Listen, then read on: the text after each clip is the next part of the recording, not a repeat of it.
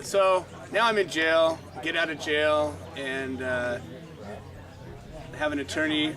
The attorney tells me, well, you need to get support. Your case is built on the testimony of others to prove that you were acting within the law. And of course I've got paperwork that proves it, but ultimately I need witness testimony to back up this paperwork that I have.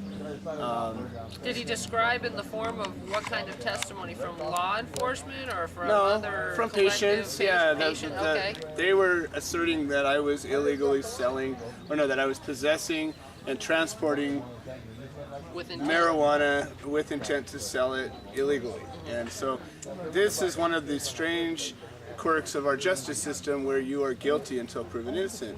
Because if I was to be accused of murder or assault or burglary or any other violent crime, it's the burden of proof of the prosecution that I did this, and they have to prove it beyond a reasonable doubt, and the jury makes their decision based off of the evidence presented.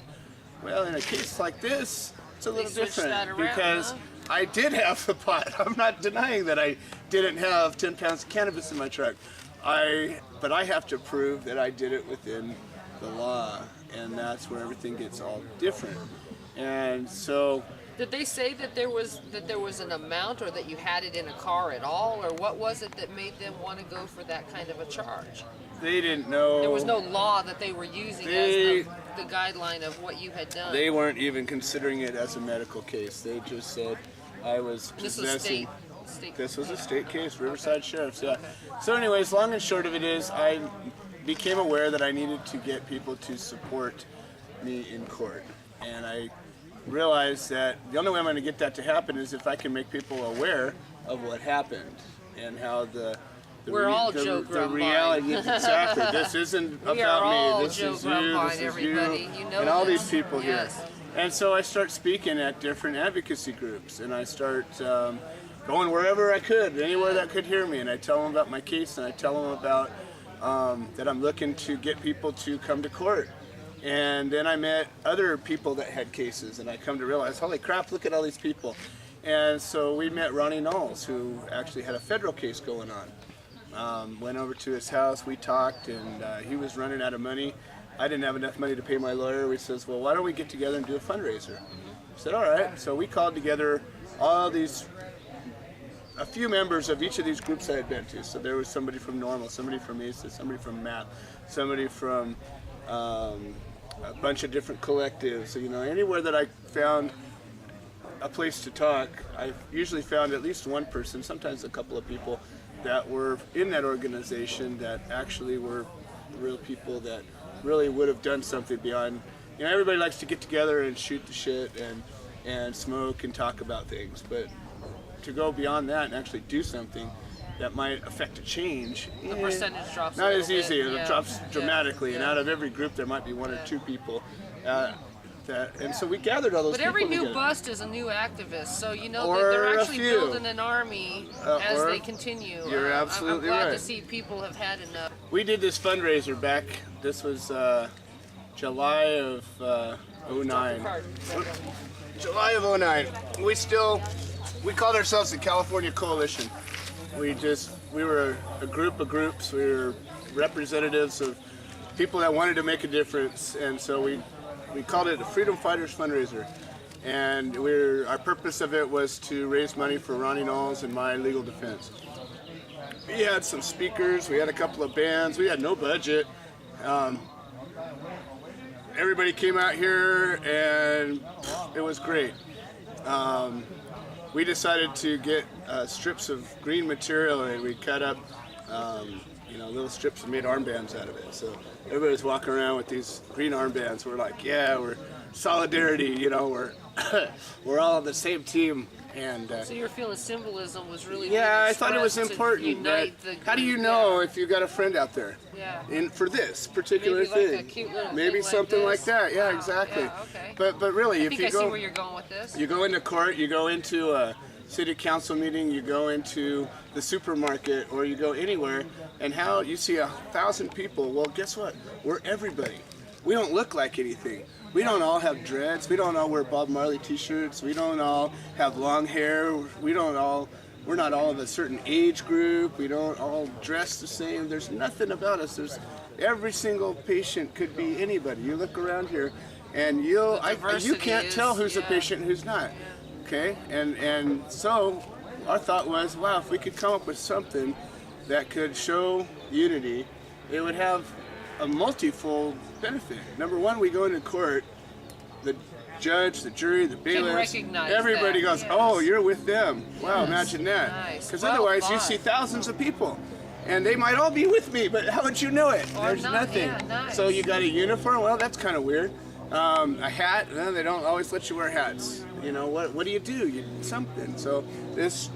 Not disruptive, just catches your eye. What we ended up doing was with the money that we made from that first fundraiser, we didn't make that much. We made some, but we didn't make that much.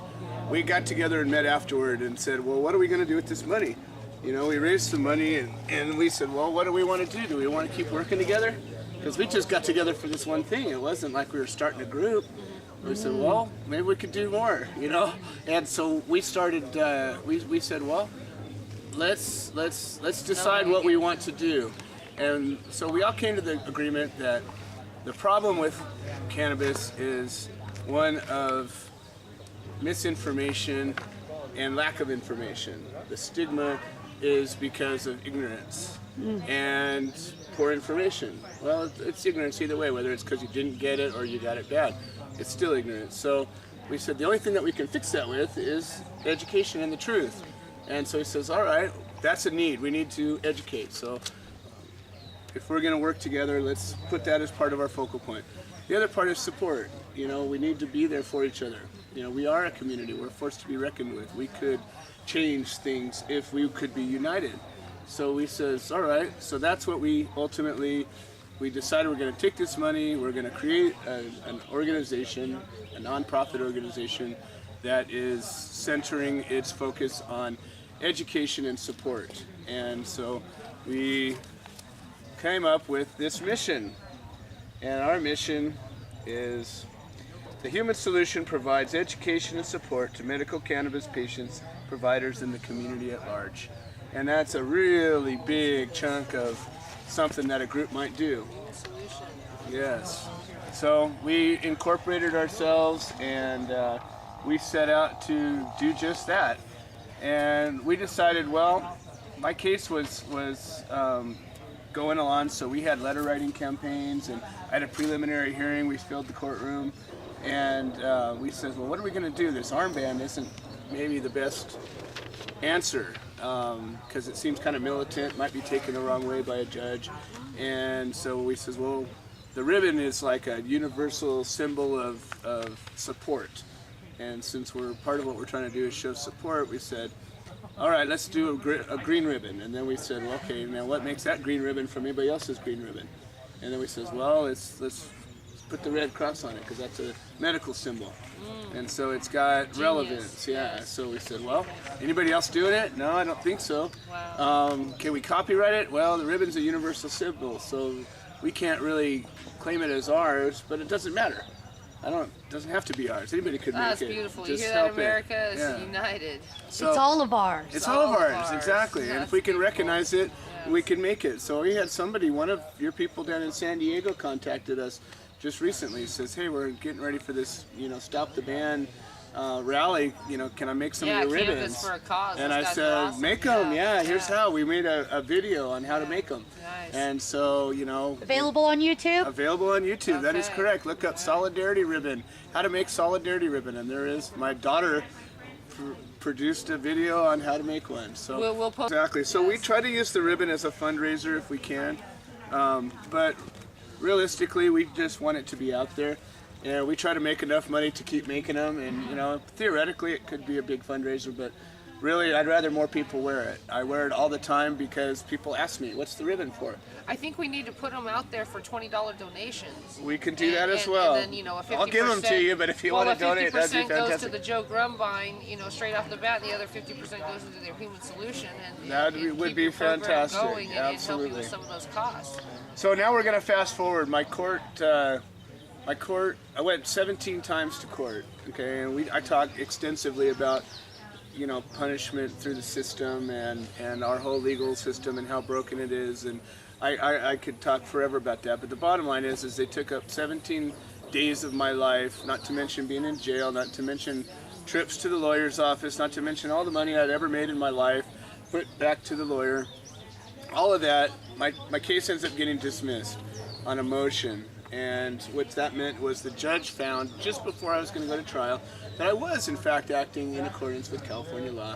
And not only should I not have any more felonies hanging on my ass, but that the Riverside Sheriff's Department should give me back my medicine and my money and my plans. Wow. And I got a return of property. I got Motion out. was granted to you. Everything Wow. was granted. I got done with that. My lawyer comes up to me and he says, you know, we were in a pre-trial readiness conference. It was Yes. like right before I go to trial, and we threw this motion out there as kind of a Hail Mary, and my lawyer went and met in the judge in close quarters, and he came back out and he took me aside and he says, Joe, he's going to drop your case. And I looked at my lawyer and I says, you better not be lying to me, or I'm that's going not to give him a funny. reason to put me in jail. Yeah. I'll take out one lawyer Your and chest out nobody from will your hurt. guts, Yeah. huh? And he goes, no, he goes, just keep your cool, and you know, this is going to happen. So judge gets up there and reads off his whole thing, and he found that I was acting in accordance with the law, and that not only should this case be dismissed, but all my property should be returned. So I had a golden